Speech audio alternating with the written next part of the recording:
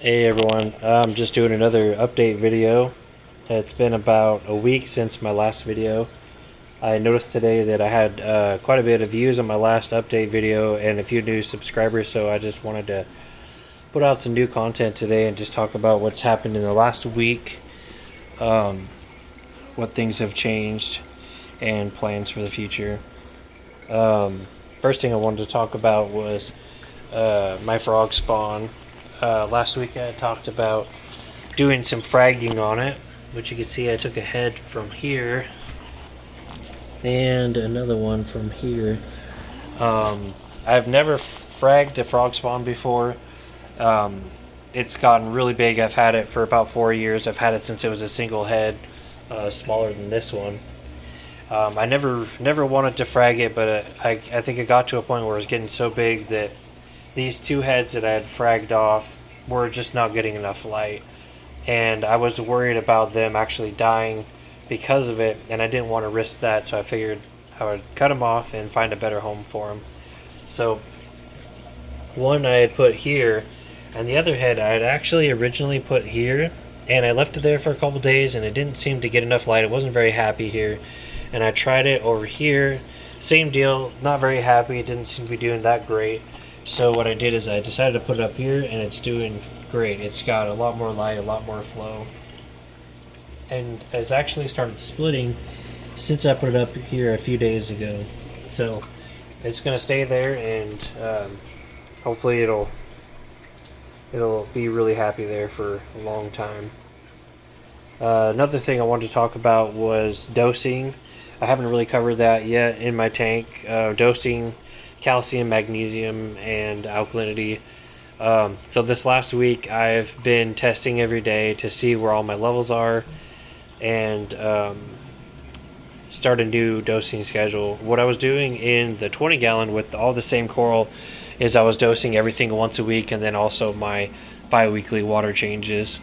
And it seemed to do fine. All my levels are pretty stable over the years that I had it set up. I never really had any crazy growth over the years, although the frog spawn and the toadstool were both very, very small when I first got them, and along with most of the other coral that I have, they were all very, very small frags when I got them, and they've grown quite a bit, but not nearly as much as I think they should have or they could have in kind of a better setup with Kessel A80s. They do amazing. Definitely not enough light for this tank, but I think just in the last week or 2 weeks that I've had it set up, the coral have grown more in this setup with the same lighting, but with more flow and more water volume. They've grown more than they did in, say, a month to a month and a half in the 20 gallon. I think a lot of that has to do with flow. Flow's way better, a lot more random, and also the lighting is the same, but I have the lights quite a bit closer than they were before. They're actually really close to each other. And then also the coral that are obviously getting the best growth, all the SPS are on top, they're really shallow in the water, and the lights are actually really close. They're closer than they were in the 20 gallon, so getting better lighting, a little bit more par than they had before. So I think all those factors together, I'm seeing a lot more growth, and therefore I'm having to dose a lot more than I was before.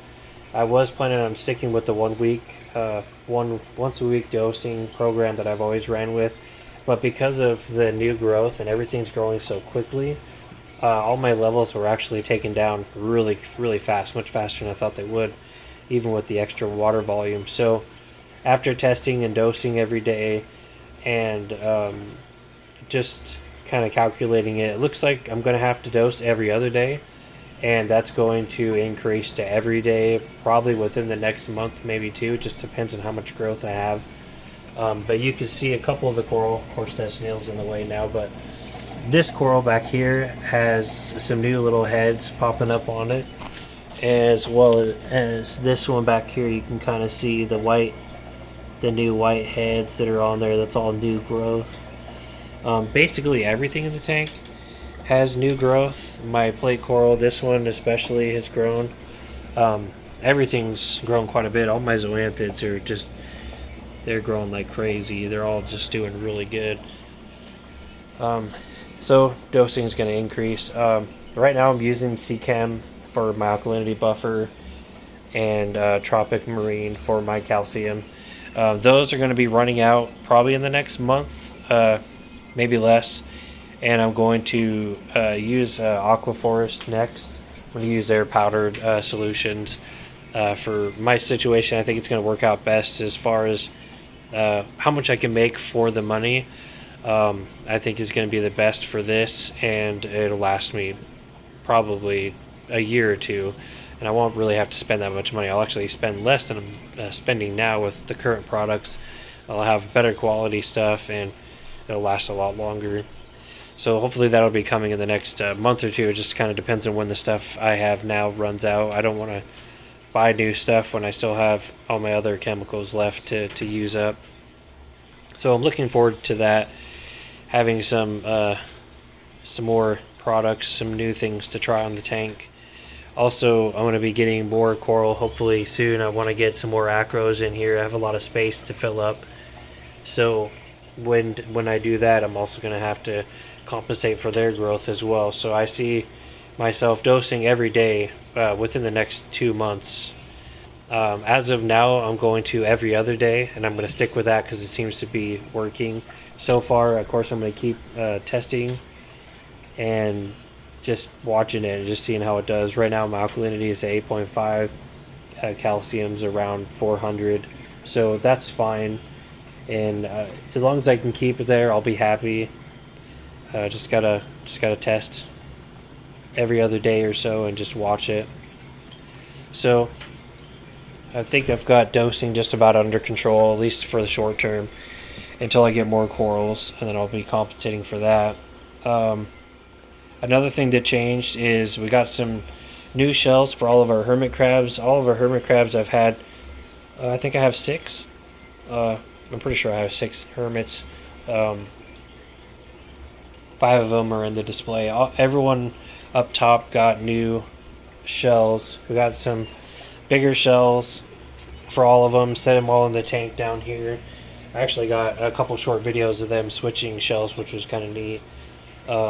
But they all had new shells. I let the shells stay in there for a couple days and kind of let them pick their own and walk around with them for a couple days. And it seems like they're all pretty happy with their new homes, which is great because there was the one hermit that's in this snail shell here. He is by far the biggest, and I think he was needing a new home probably a year ago, but never really thought about it that much. So I'm glad that they all have new shells now. They've all kind of upgraded and give them some more room to grow, and hopefully they'll be a little happier. Also, we got a new lawnmower blenny last week, and I thought it was going to be an awesome fish. I was actually really excited about it, or not a lawnmower blenny, a bicolor blenny. I was really excited about the fish until about day 2. I noticed that it was pecking on a few of my coral in here, my encrusting corals that I have here, and actually these zoanthids as well, which you can see don't look too great, these blue-eyed blondies here. So after the 3rd day of seeing that, I got up in the morning the 3rd day, and I noticed that the gold encrusting coral up here was just looking terrible. It had a whole bunch of mouth marks all over it. It just looked really bad. So I decided then I was going to take the bicolor out. I just can't have a fish in the tank destroying coral. So it took me about an hour and a half to take him out. That was a pain because you can see up my rockwork, there's just hiding spots everywhere. This center rock is pretty gnarly, and there's caves all over it.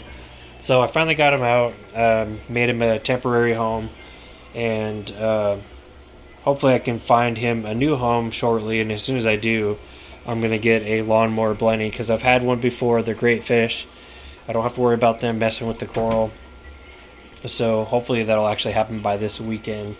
We'll find the bicolor a good home and get a new lawnmower in the display tank.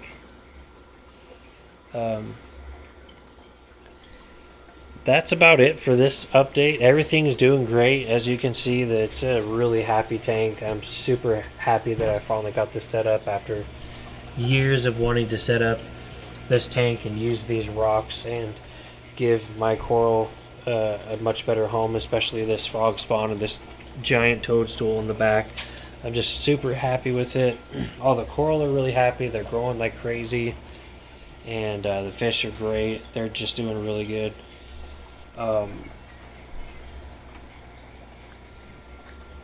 Definitely looking forward to the future with this tank. Getting new corals, getting a few new fish. This is going to be a pretty awesome reef.